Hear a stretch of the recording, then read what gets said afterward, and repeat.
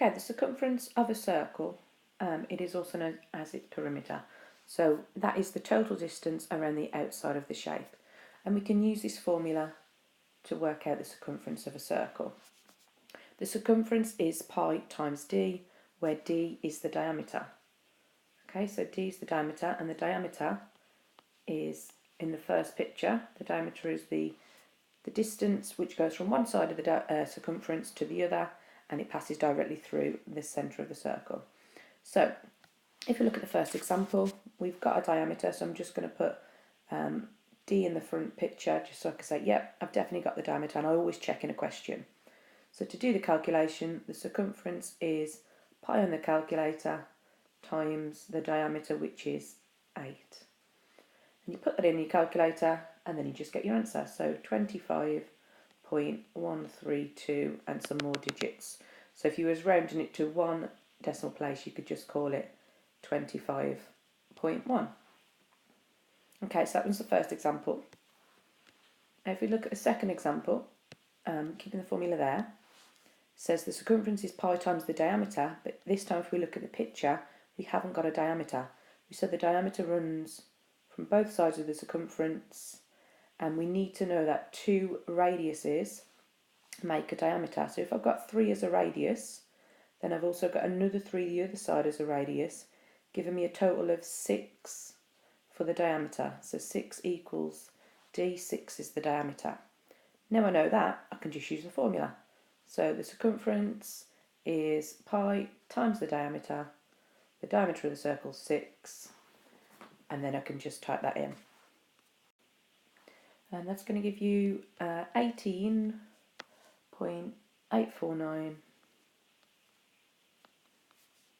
and some more digits. And again, if we're rounding it, let's say to one decimal place, that would just be 18.8. Now with both questions, you could also add the units. Because the circumference is the perimeter, it's the distance, the units would be, if the question was centimetres, the length would be centimetres. So the first one would have been 25.1 centimetres, and the second one would have been 18.8 centimetres.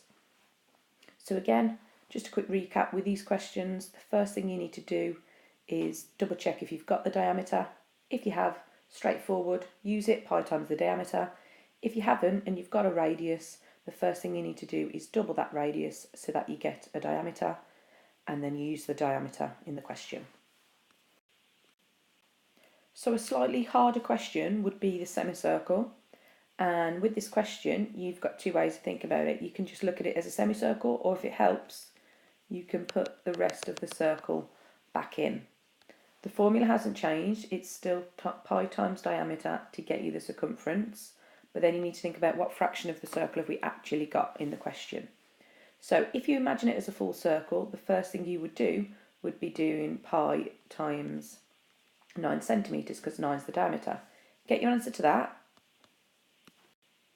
and that should give you 28.274, and leave that answer on the calculator. Now that gets you all of the circle, all the way around it, because that's the total perimeter. Now we didn't want it all, we just wanted half of it, just half of it. So if you've got your answer on the calculator, you then need to divide that answer by 2.